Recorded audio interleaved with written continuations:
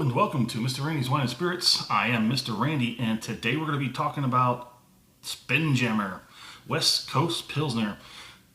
If you're new to the channel, hello, welcome, come on in. All my return viewers, you know how we do, so let's get to it.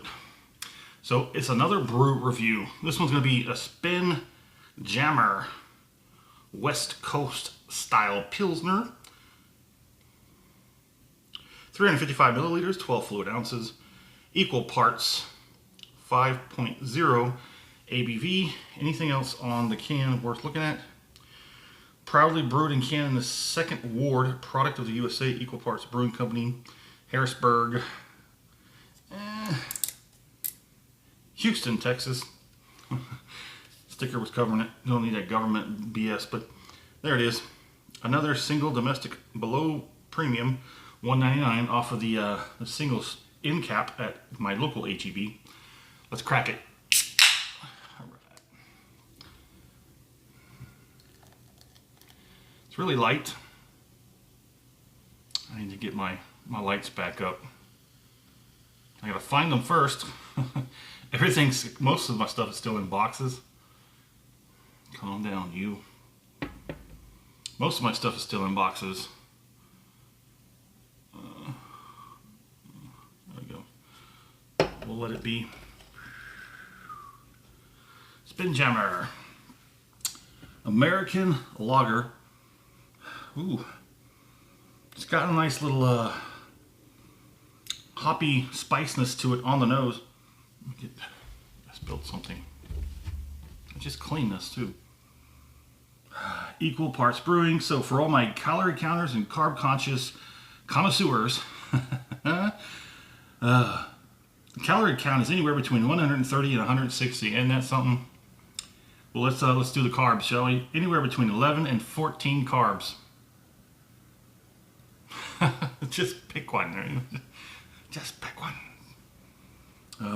Anywho, not too bad. That's about half of my daily allotment in carbs. So you got to go lean. Whenever you start drinking, whenever I decide I'm going to do some brew reviews, I kind of schedule it. I think ahead. Earlier in the day, I just said, you know what, I'm doing some brew reviews. So we're going to go very lean on the carbs. And it also kind of okay, because if you go really lean on the carbs, you can replenish them with some brews. And if you're very active, you can also be a little bit more lenient on the carb counting and whatnot. But that is it. That's all the information I have on the Spinjammer West Coast Pilsner. It's got a little bit of spiciness, a little bit of that spicy, and a little bit of bread. It gives a little bit of bread character on it. So let's go ahead and get it on the palate. Okay. It's light. It looks light. It's a nice golden Pilsner. That head is really thick and likes to linger. I need to figure out maybe a better setup. Go ahead and have a taste. Go ahead. It's pretty good, isn't it? That's actually nice. That's actually a pretty solid Pilsner. American West Coast style American lager Pilsner Spinjammer. It reminds me of back in the 80s when everything was all about, you get it, you see the way the colors and the scheme and the whole like aesthetic going on, like the whole retro 80s wave kind of thing. It was a feeling of the time. There was a feeling. The late 80s was something else. I love the 90s. So 90s produced a lot of great music and great films. Everything started though in the 80s, and then you could say everything kind of came from the 70s. 70s rock was pretty great. They had some pretty good laid back music, light stuff in the 70s. A lot of that stuff influenced a lot of the artists that came out in the 80s, and it just sort of goes down in line like a domino kind of thing. All the people that made stuff in the 80s influenced people to make stuff in the 90s. And then in the 2000s, things got a little bit weird, because like in the 90s, you got like alternative rock, Nirvana, Metallica sort of did this sort of like shift pivoting kind of thing. They were still doing rock and stuff like that, but it wasn't the same as like, you know, the 80s and the 90s. Then you had hip hop and rap, and then I got seriously into classical, and then I got into that like synth wave sort of synthetic pop and stuff like that. That like dance, hip hop dance music. But currently I'm jamming to jazz. Yeah, believe it or not. It's just straight up jazz. Contemporary jazz, modern jazz. All nice, good stuff. Easy, laid back kind of music. Stuff to play in the background while I'm doing homework and doing whatever, whatnot. Stuff that doesn't really engage the brain. Just sort of nullifies and just has you like focused. Let's go ahead and get one more and we'll move on.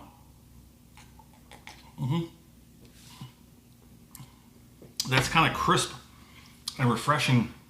It's got like a somewhat of a weird sort of citrus.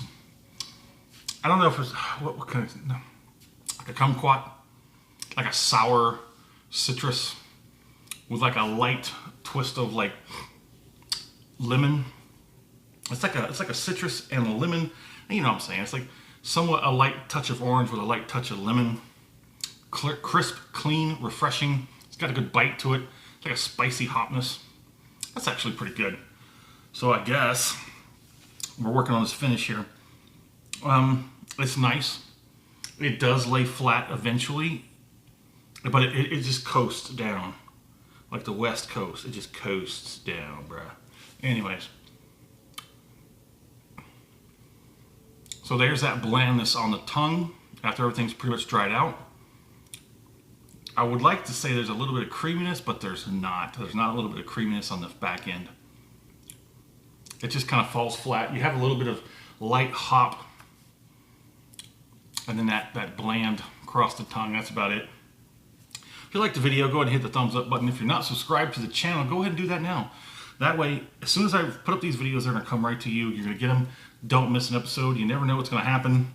Every once in a while, you get one that's just not worth it. You can't miss it. You can't. Ask everybody else. There's some crazy kooky stuff here going on in Mr. Randy's Wine and Spirits. But there it is. But let's not skip my fair price. I would like to say leave it alone. But this has been a much better experience than quite a few other brews I've done very recently. This is nice. This is really nice. How much would I pay for this one? I think it's a good experience. I'd say I'd pay it $3. How about that? $3 for this can, I think would be. It's pretty good. It really is. It's a good experience. There's a lot of stuff in there. It's a great brew. So let's score it. Did I score it already? I said my fair price would be 3. My score, what was it? All right, let's just do it over anyway. If we did, if we didn't. Okay, whatever. My score on this is going to be, we'll say a strong 3 out of 5. That's pretty good. Strong. I think I want to give it a weak 4 out of 5, but I just think it could be a little bit better. But I'm picky. That's the way I am. I'm picky. I'll give it a strong 3 out of 5. My fair price, $3 for that can. Would I buy this again? I would. This is definitely something that's worth a re-experiencing, and I would do it for $3. That'd be a crazy expensive 6-pack, or by the case, if you will. But that's it. There it is. In the comment section, let me know where you're at. What are you drinking? What's going on in the world of libations around you? Have you seen this? Have you heard of it? Have you tried it? If you have, let me know. Let's hit me up in the comment section. Let's talk about it. And as always, thanks for stopping by here at Mr. Randy's Wine and Spirits. Definitely a good one.